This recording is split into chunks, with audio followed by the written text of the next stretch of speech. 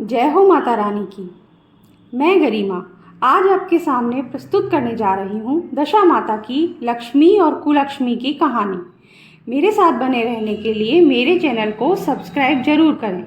आपका एक एक सब्सक्राइब हमारे लिए बहुत महत्वपूर्ण है। तो आज दशा माता की कहानी इस प्रकार है। एक राजा की दो रानियां थी। राजा की प्यारी रानी को लक्ष्मी कहा जाता था और दूसरी रानी को कुलक्ष्मी कहा जाता था। एक दिन रानी लक्ष्मी गंदे वस्त्र पहनकर कुपित होकर कोप भवन में जा बैठी। राजा ने परेशान होकर रानी से इसका कारण पूछा तो रानी ने कहा, कुलक्ष्मी को मेरी नज़रों से दूर कर दो। अब से वो इस महल में नहीं रहनी चाहिए। राजा को लक्ष्मी की बात माननी पड़ी। राजा ने कुलक्ष्मी को पीहर जाने की बात कही और उसे रथ में सवार करके खुद उसे छोड़ने के लिए चला गया। राजा ने रथ को एक घने जंगल में रुकवाकर रानी को वहीं उतर जाने को कहा। कुलक्ष्मी भी सब समझ चुकी थी। वो ना चाहते हुए भी रथ से उतर गई।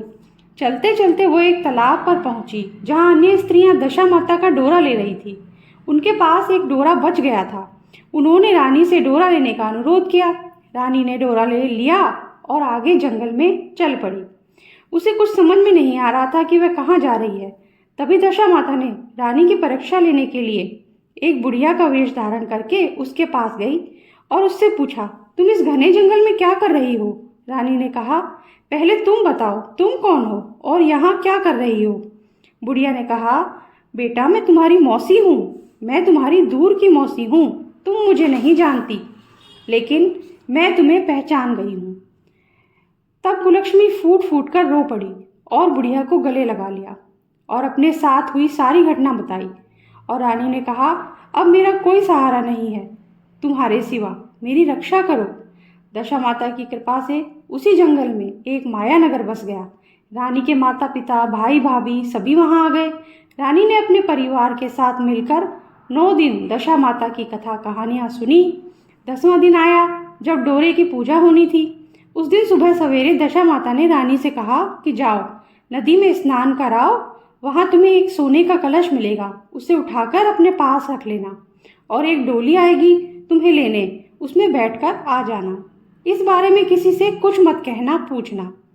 रानी ने वैसा ही किया। नदी पर जाकर स्नान किया, स्वर्ण कलश मिला, उसे उठाया और डोली में बैठकर आ गई। घर पहुंचकर उसने परिवार सहित दशा माता के डोरे की पूजा की, सुहागिनों को भोजन कराया। इसके बाद उसने पारण किया। उसके बाद वह उसी नगरी में सबके साथ आनंद पूर्वक रहने लगी।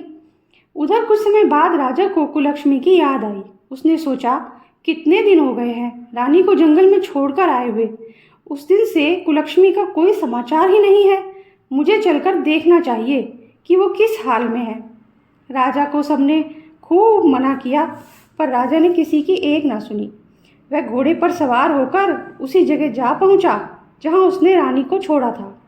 राजा को बहुत आश्चर्य हुआ कि यहाँ तो सघन वन था, परंतु अब तो यहाँ इतना सुंदर नगर बसा है। यह नगर कहाँ से प्रकट हुआ?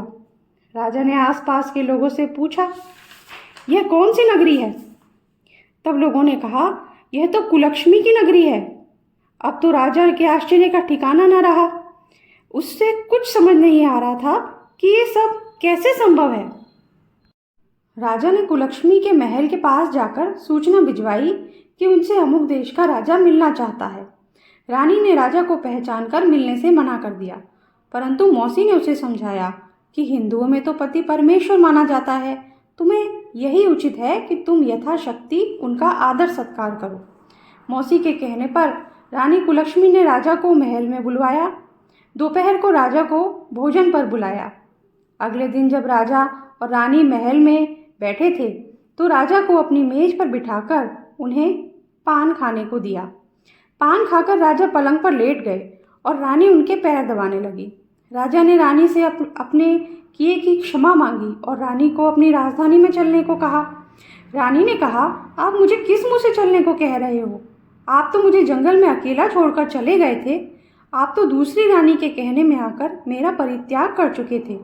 यह तो मेरी मौसी का किया हुआ है, उसी के कारण यह सब कुछ वैभव मुझे प्राप्त हुआ, वरना आप तो मेरा सर्वनाश ही कर चुके थे। राजा ने रानी को बहुत समझाया।